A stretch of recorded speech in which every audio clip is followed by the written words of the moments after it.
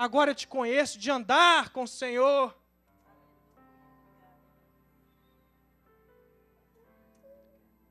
Sabe, está na hora da gente parar de viver uma vida morna, uma vida religiosa, morna, estagnada, sabe? Deus não chamou a gente para religião. Aliás, Jesus Cristo, quando se aproximou da religião, à medida que ele se aproximava da religião, ele se aproximou da morte dele. Foi ao chegar em Jerusalém que começaram a concitar os religiosos entre si e criar planos para a morte de Jesus. Foi em Jerusalém que começaram a criar caso com Jesus, porque ele resolveu curar uma pessoa no dia que não era suposto curar. Mais importa a religião do que curar uma pessoa. Foi em Jerusalém que ele entrou no templo e mostrou que tudo que se estava fazendo ali estava errado. Jesus não se encaixa na religião. Ele não cabe na religião. Por isso, ele morreu. Mas escuta só uma coisa, ele também não cabe dentro de uma tumba, por isso ele ressuscitou. Amém? Por isso ele ressuscitou. E quando Jesus fala que eu e você devemos seguir os passos e o caminho que ele seguiu, ele está fazendo que você também não cabe numa religião. Que você tem que morrer para esse mundo e essas vontades aí de fora. Que eu e você temos que ressuscitar em Cristo Jesus. Viver uma vida diferenciada. Isaías, antes do capítulo 40, chamava a nação de Israel, o povo de Deus, para viver uma vida com Deus. Ei, larga essa injustiça social que vocês estão vivendo. Larga essa prostituição, esse prazer carnal, esse mover pelo braço, pelo seu próprio braço. Para, isso vai te levar para o lugar errado, dizia Isaías para eles. Isaías chegou e disse para o líder deles, eu sou péssimo para gravar as coisas, eu não me lembro o nome dele.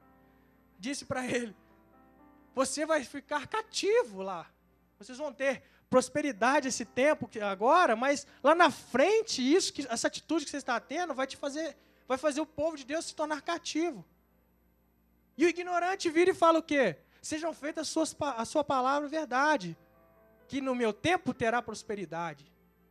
O egoísmo do sujeito, que se dane que lá na frente eles vão, estar longe do caminho do Senhor. O que importa é que no meu tempo vai ter prosperidade, vai ter tranquilidade.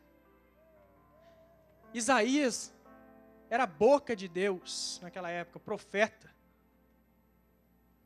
Os estudiosos dizem que Isaías profetizou numa época bem perto de Amós, Miqueias, e todos eles chamavam o povo para a mesma coisa.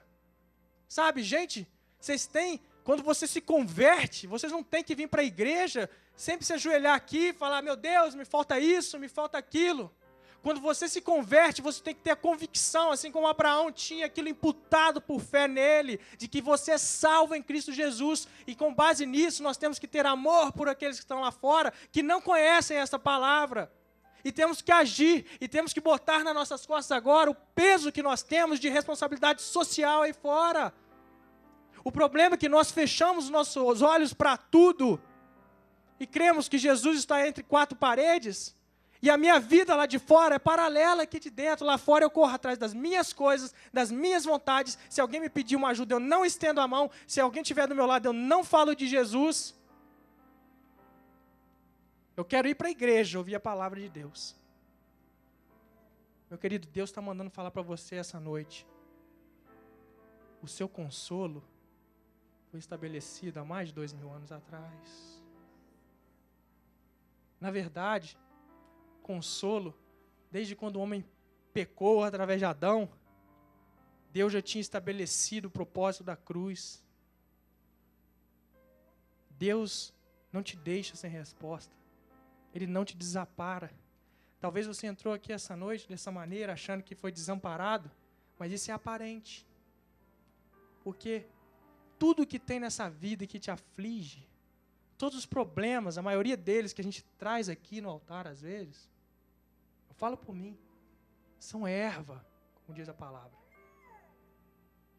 Se Deus te abençoar com isso que você está pedindo essa noite aqui hoje, na terça que vem, no domingo, você vai vir com outra erva. Você vai vir com outro desejo. Você vai vir com alguma outra coisa que possa estar te frustrando.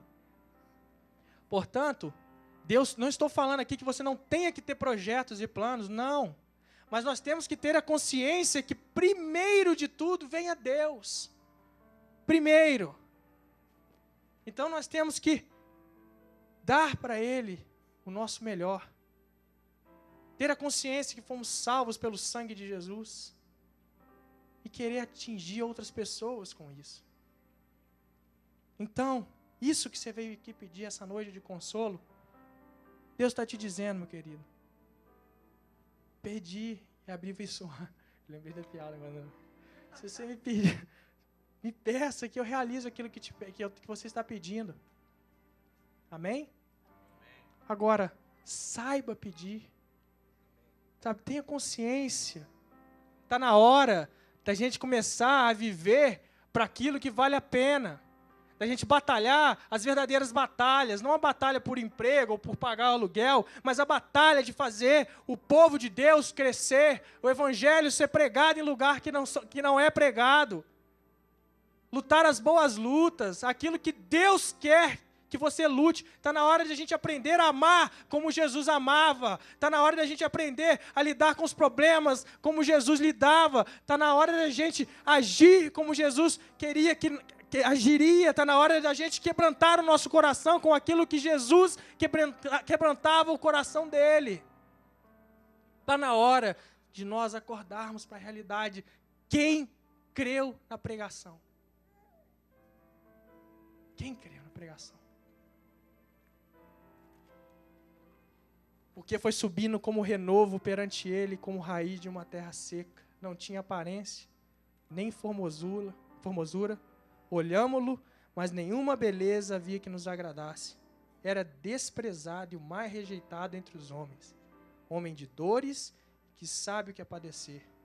E como de quem os homens escondem o rosto, era desprezado e dele não fizemos caso.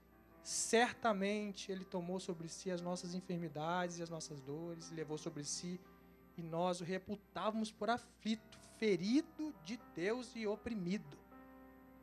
Olha a descrição que Isaías dá da visão que as pessoas teriam de Jesus Cristo.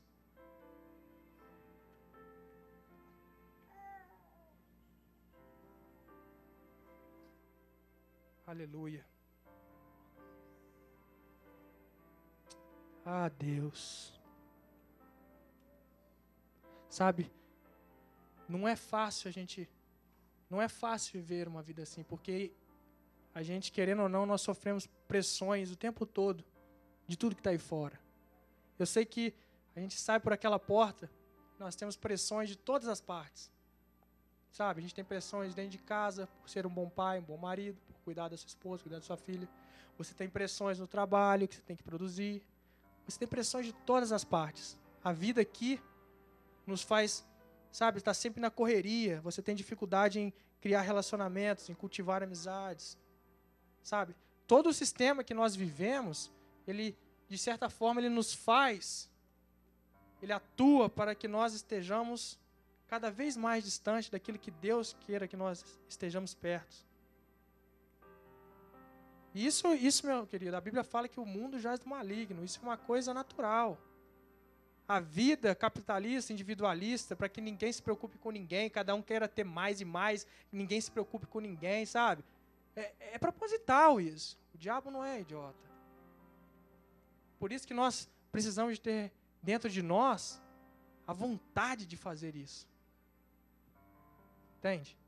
Então, tipo assim, se a gente não buscar conviver com um amigo, se a gente não buscar conviver com a esposa, buscar sair com ela, sabe, com a sua família, sabe, essas coisas vão se acabando.